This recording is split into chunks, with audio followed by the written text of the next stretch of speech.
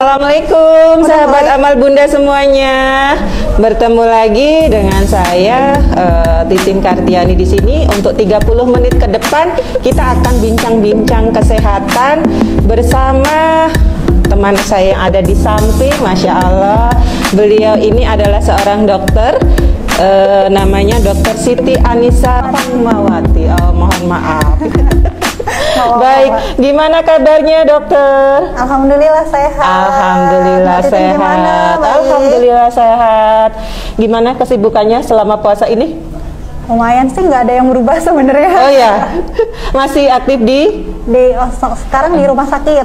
Di rumah sakit. Baik dokter, hari ini kita akan bincang-bincang nih dok tentang detoksifikasi tubuh saat kita puasa. Mungkin nanti dokter bisa menjelaskan seperti apa sih pada saat puasa ini kok bisa tubuh kita itu didetok gitu. Bisa dijelaskan dok? Ketika kita ngomongin detoksifikasi dalam tubuh, berarti itu satu proses di mana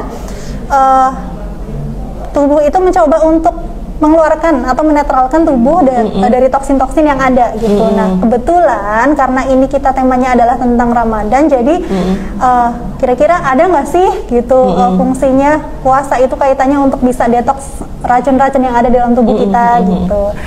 Kalau dari saya sebenarnya lepas dari apakah kita puasa atau enggak, badan itu punya mekanisme sendiri gitu untuk detox gitu. Detox artinya apa ya?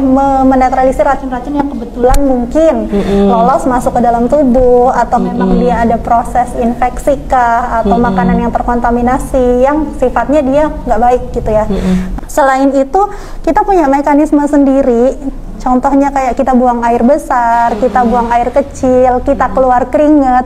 Itu adalah satu proses di mana badan berusaha untuk mengeluarkan zat-zat yang memang sudah tidak diperlukan. Oh, berarti itu satu bentuk detoksifikasinya. Sebenarnya, seperti itu ya. Sebenarnya itu maksudnya ketika tetap itu ditahan dalam tubuh, itulah yang akan jadi racun buat badan kita. Oh gitu.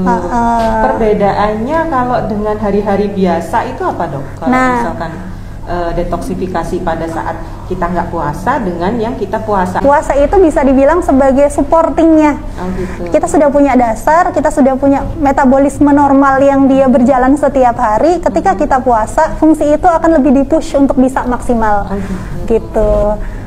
Terus kalau untuk yang penderita penyakit lambung nih dok, bagaimana ini kiatnya tuh biar dia itu bisa menjalani puasa dengan sehat, tetap bugar itu bagaimana tanpa merasakan sakit gitu di lambungnya? Tapi menariknya justru di sini malah bisa jadi salah satu solusi gitu. Kenapa puasa bisa bikin justru lebih terkontrol padahal dia kan nggak makan sama sekali tuh seharian. Betul. Karena dia cenderung apa ya? Sistem pencernaan kita itu beristirahat lebih lama daripada biasanya gitu.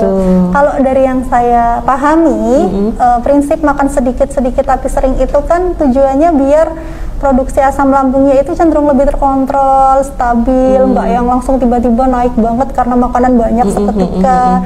Nah, ketika puasa dia kan dalam kondisi istirahat terus, jadi produksinya juga cenderung akan lebih stabil. Tapi kalau untuk yang penderita dia memang sedang kambuh gitu, itu masih boleh puasa atau lebih baik dia nggak puasa dulu? Di sini penting untuk setiap orang ya, termasuk kita untuk memahami bahwa asam lambung itu nggak sama setiap orang gitu. Jadi kalau secara teori ada sakit lambung yang dia ketika dikasih makanan justru membaik, ada yang dikasih makanan dia makin sakit. Oh gitu. Betul. Ciri-ciri gimana dok? Kok bisa seperti itu gitu? Sebenarnya kalau kita ngomongin yang dua jenis itu kaitannya sudah ketika sudah ada luka ya di lambungnya. Jadi lukanya apakah dia di lambungnya atau lukanya di usus 12 jarinya. Oh, berarti berat ringannya ya. Betul, berat ringannya dan lokasi luka erosinya di mana gitu. Nah, makanya memang tetap harus yang dipahami pertama adalah setiap orang itu harus tahu banget triggernya apa yang bikin dia kambuh gitu. Terus kembali lagi ke kebiasaannya. Sudah bagus selama 8 sampai 12 jam, enakan produksinya stabil. Begitu buka ya jangan langsung dikasih yang pedas-pedas atau jangan langsung banyak makan. Tetap prinsip sedikit tapi seringnya berlaku ketika malam hari. Gitu. Ada nggak pantangan-pantangan makanan gitu yang dimakan pada saat puasa kayak gini?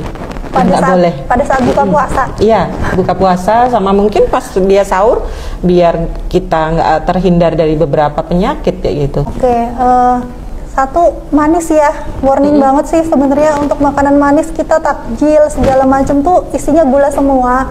Makanya kadang-kadang kalau tadi di awal dibilang puasa bikin berat badan turun, banyak juga yang puasa malah jadi makin nambah kan, makin gemuk ya. Betul, karena semuanya dimakan. Manisnya gula tuh cepet banget bikin naik. Iya. Nah itu manis ya, jangan terlalu banyak manis, secukupnya aja.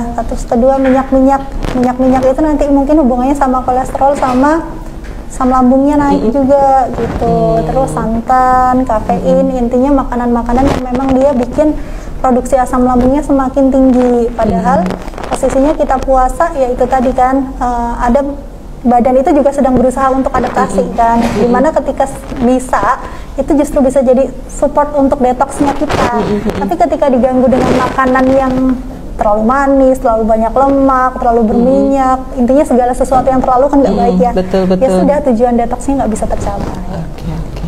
Oke, terakhir nih dok, mungkin bisa disampaikan pesan untuk teman-teman semua ini yang di luaran sana, gimana kita bisa menjaga kesehatan kita selama puasa, bisa beraktivitas seperti biasa. Intinya tetap dibikin pola seperti biasanya aja, jangan karena kita puasa terus jadi semuanya serba lemes sih gitu. Terus yang kedua, prinsipnya kalau ada orang bilang semua penyakit itu sumbernya dari apa yang kita makan, itu kurang lebih sebenarnya bener sih gitu.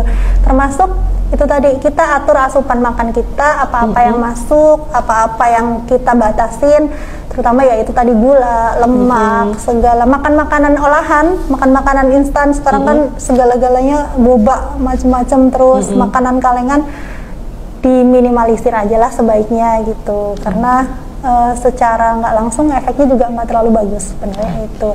Terus olahraga, kalau yang biasa olahraga silahkan tetap dilanjutkan dengan catatan intensitasnya yang ringan-ringan aja, tetap konsisten. Dan kalau bisa ya jangan pas tengah-tengah puasa sih. Gitu. Baik, waktu jualah yang memisahkan kita. Terima kasih sekali Dokter Anissa, sangat bermanfaat sekali. Semoga teman-teman yang di luar sana sudah terbuka semuanya nih. Ternyata triknya seperti ini agar kita tetap menjalankan ibadah puasa dengan baik. Saya tutup pertemuan kali ini. Assalamualaikum warahmatullahi wabarakatuh. Waalaikumsalam warahmatullahi wabarakatuh.